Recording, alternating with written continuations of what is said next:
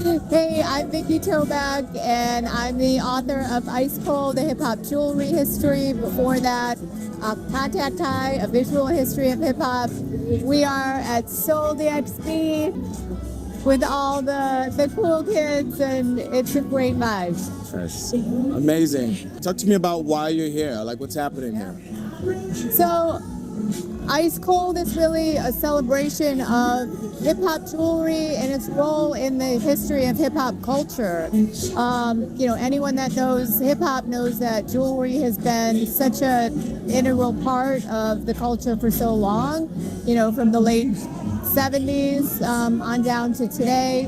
And I thought it was really important to tell that story in a deeper way, into how the way we adorn ourselves, the way we show out hip hop's, custom of like customization and remixing and all of that, and how it applies to jewelry as a way to really show your identity as much as music does.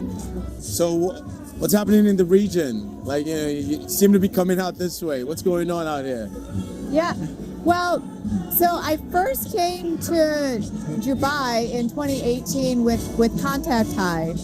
I hadn't been here before. I knew about the region, but hadn't really experienced it, lived it. And I came out here and I just fell in love with the way, it's such a global take on youth culture and hip hop culture. It really speaks to the way that, hip hop went from really a community thing to the world, is now pop culture.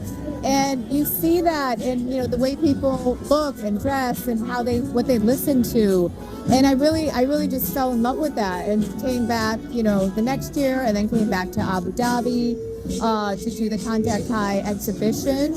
And, hope to keep coming back. Let's go back a little bit.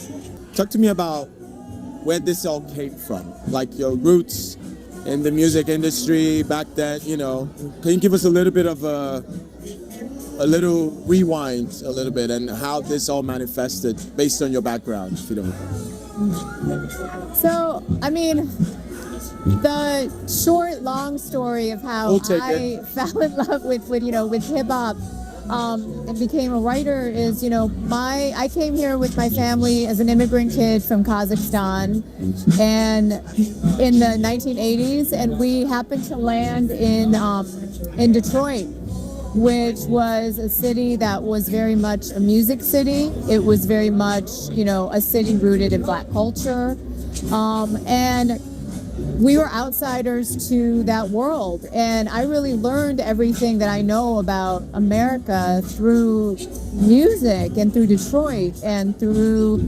that lens. And so when I was a teenager, I had already been raised on Motown, on soul, on funk, all that music. And when I started to hear hip hop coming out of New York, groups like Public Enemy or even NWA out of the West Coast. That was some of my earliest memories. And it blew my mind, and I just wanted to be part of it somehow. And I moved to New York at 18 years old. I left Detroit, I moved to New York. I, was already interested in writing and photography, and I actually, so I started working at a magazine called Paper, which was like a downtown culture magazine. We know Paper. I also had a night job at this really important nightclub called Nell's, which people from hip hop from that world will know as like the hangout. Biggie shot his Big Poppa video there, and it was a big hangout for early hip hop. Through both of those worlds, I met Patrick Moxie, who ran an important early hip-hop label called Payday Records, Empire Management, and he hired me to come work for him. So at the time, Gang Starr was our big group. Yes, that was Payday for sure. Rest in peace, Guru, Premier, the whole Gang Starr Foundation. Jeru, Group Home, Show and AG. I became their early publicist. Even, Mos Def, he was in a group on Payday called That's UTD. crazy. That's crazy. And we had Jay-Z for a singles deal. In Payday? Yes. Crazy. Pre-Reasonable Doubt? Pre-Reasonable Doubt. When it was with Kane or like It was Jazzo? it was a singles deal. Interesting. Pre-Rockefeller, like pre all of that. Crazy. And I was, at 19 years old, I was touring with these groups as their publicist.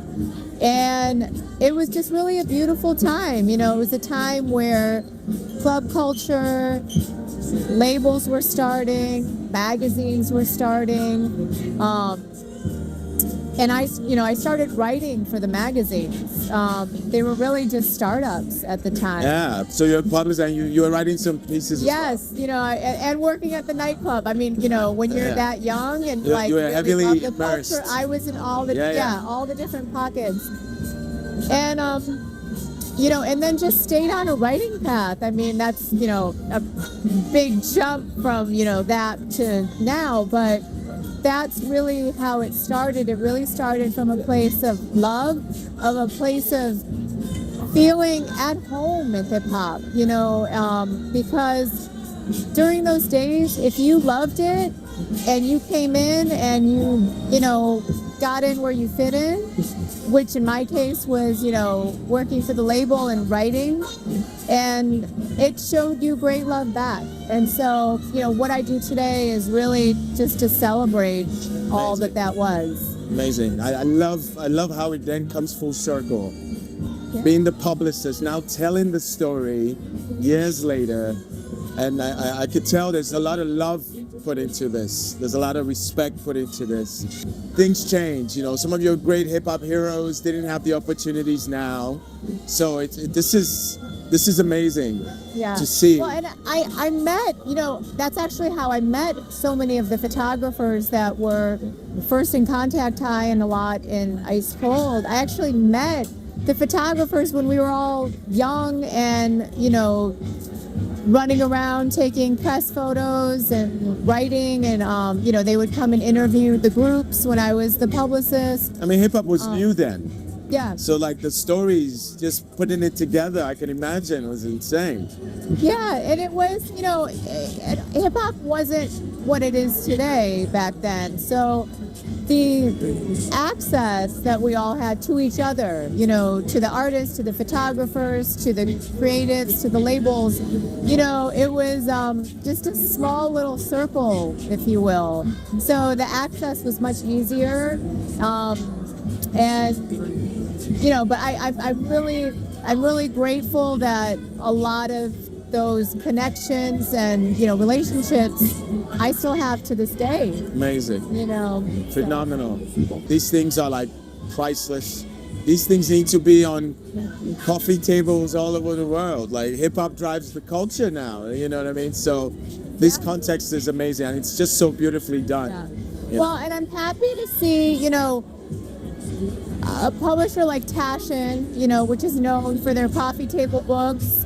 I'm really happy that this story can get this kind of beautiful coffee table treatment with like top-notch photography. That was important to me because these books are gonna outlive us all, and for the story to be memorialized in this kind of packaging and housing was really important to me. So yes, thank you, hip hop. So what's next? Where are you going with this now? Where are you going with Ice Cold? Are you working on something else? What are you working on these days? Well, so my next book that I'm working on is Style History of Basketball Culture, which, as we all know, is also interwoven with parts of hip hop culture, especially today. That's still really early, but I'm excited to work on that, and then hopefully turn Ice Cold into an exhibit as well, just like Contact High was. Amazing, phenomenal. Hey everyone, this is Vikki Tobak, the author of Ice Cold, the hip hop jewelry history. Ice Cold celebrates the past 50 years of hip hop, bling, jewelry, and really the way it fits into the culture. And this is Globetrotter.